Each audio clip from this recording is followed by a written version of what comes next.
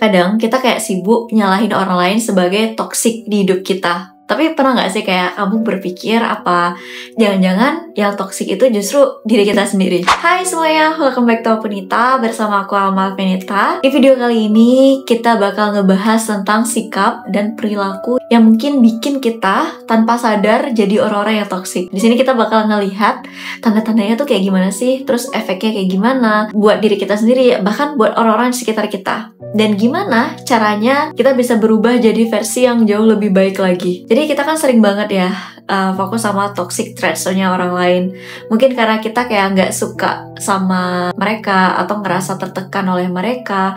Tapi gimana kalau misalkan sebenarnya ada juga nih sifat ataupun kebiasaan dalam diri kita yang ternyata sama toksiknya. Gini.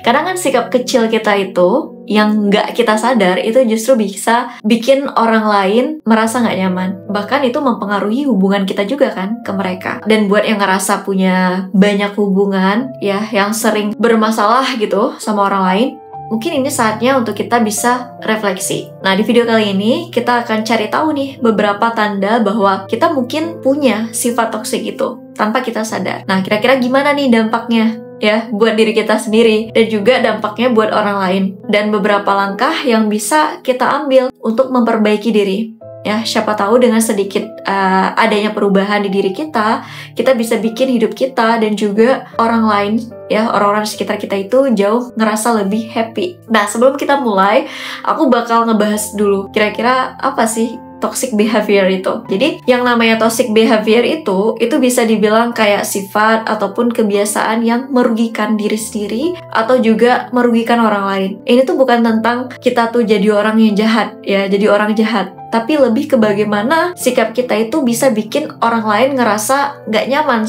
dengan kehadiran kita. Mereka ngerasa tertekan atau bahkan stres karena perilaku kita. Jadi, toxic behavior itu bisa muncul karena banyak hal. Contohnya, karena trauma akan masa lalu kita ataupun lingkungan kita, ya, atau bahkan tanpa kita sadari. Oke, selanjutnya aku bakal ngebahas tanda-tanda kalau misalkan mungkin kamu orang yang toksik. Jadi kalau misalkan kamu nggak yakin, ya, aku bakal ngasih beberapa tanda bahwa kita mungkin punya sifat toksik yang tanpa sadar itu sering muncul saat kita interaksi ke diri kita sendiri, ya, terutama saat sehari-hari. Kira-kira apa? Tanda yang pertama yaitu terlalu sering mengkritik orang lain. Ya, jadi kalau misalkan kamu cenderung fokus pada kekurangan orang lain, terus juga sering mengkritik mereka, mungkin kamu tanpa sadar bikin mereka ngerasa nggak nyaman. Mungkin kalau misalkan seandainya kritik itu baik, ya, oke lah ya, kalau misalkan kritik itu ngebangun. Tapi kalau misalkan terus-menerus kamu mengkritik orang lain tanpa adanya solusi, itu bisa bikin orang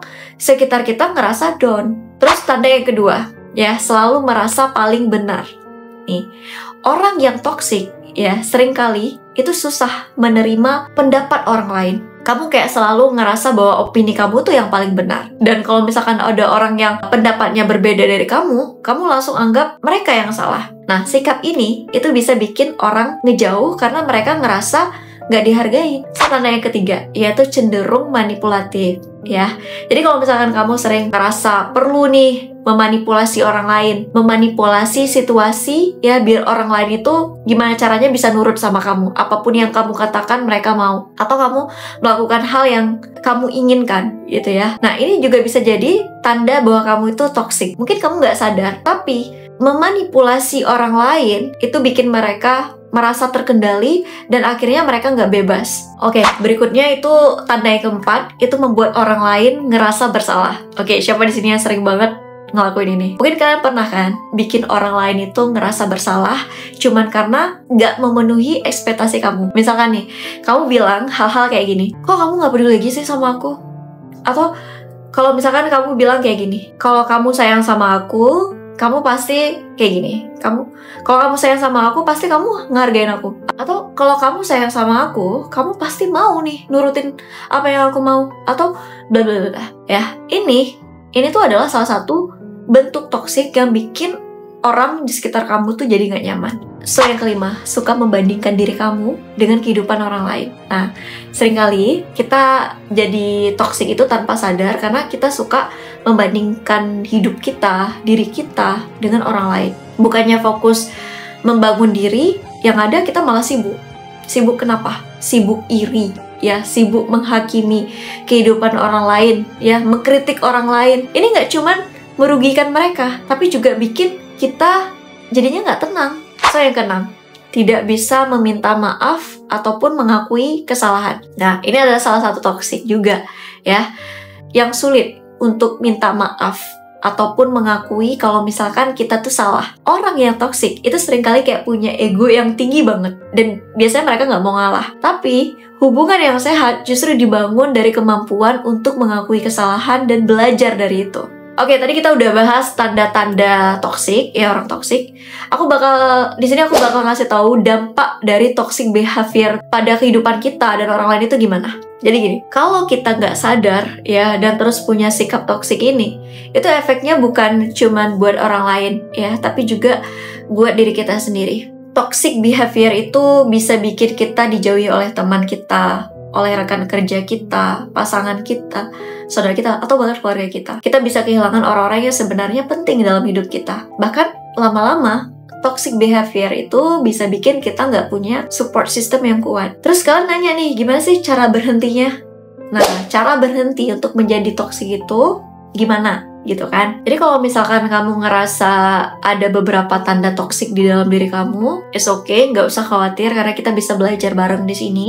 Berubah itu selalu mungkin, dan aku bakal ngasih langkah yang bisa yang bisa kita lakuin. Karena jujur mungkin aku ngerasa ada di sisi aku tuh ada toksiknya, tapi it's okay. Yang penting yang harus kamu lakuin itu adalah refleksi diri dengan jujur aja dengan diri sendiri. Coba tanya ke diri sendiri, kenapa ya aku bersikap kayak gitu? Apa sih yang bikin aku ngerasa perlu bersikap kayak gini, atau perlu bersikap toksik kayak gini? Nah, refleksi ini itu secara nggak langsung bisa bikin bantu kamu sadar akar dari masalah kita. Terus selanjutnya, latihan berempati. Nah, empati itu kemampuan untuk memahami perasaan orang lain. Kita paham akan perasaannya mereka. Coba, gimana caranya kamu tempatkan diri kamu di posisi mereka. Pikirkan gimana perasaan mereka, apa yang mereka rasakan, pikirkan itu. Kalau kita terus-menerus mengkritik ataupun memanipulasi mereka, latihan aja empati. Karena ini bisa bikin kita lebih peka, ya, sama kebutuhan dan perasaan orang-orang di sekitar kita. Selanjutnya,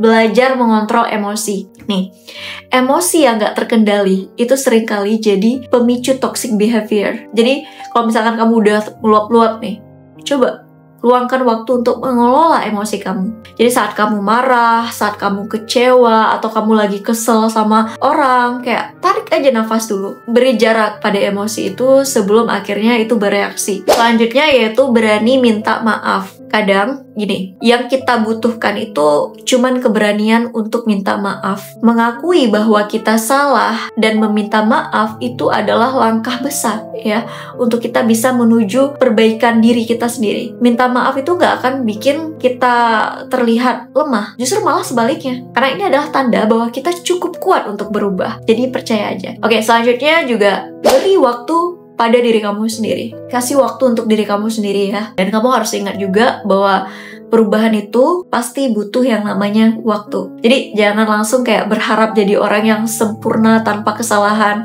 Karena gak ada yang sempurna di dunia ini. Jadi step by step, pelan-pelan aja. Kita pasti bisa menjadi versi terbaik dari diri kita selama kita mau berusaha. Selama kita terus mencoba. Karena itu kuncinya.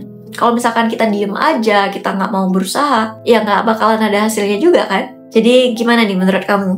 Pernah nggak sih kamu ngerasa ada tanda-tanda toksik di dalam diri sendiri? Ataupun kamu pernah menghadapi toxic behavior dari orang lain atau dari teman kamu, orang-orang sekitar kamu? Kalau misalkan kamu pernah, boleh banget dong, aku pengen banget dengar pengalaman kamu. Caranya share aja ya pengalaman kamu di kolom komentar. Siapa tahu ini bisa bantu yang lainnya juga untuk mulai refleksi diri juga ya. Mungkin kamu punya cara tersendiri, boleh banget share di sini. Oke, jadi kalau misalkan kamu suka sama konten ini, aku selalu bilang jangan lupa selalu untuk support aku dengan cara like, subscribe, dan nyalakan lonceng notifikasinya ya, supaya kamu nggak ketinggalan sama video aku lainnya. Ya, video-video terbaru dari aku. Karena ayolah sama-sama kita jadi pribadi yang jauh lebih baik lagi. Oke guys, thank you for watching. See you next time and bye-bye.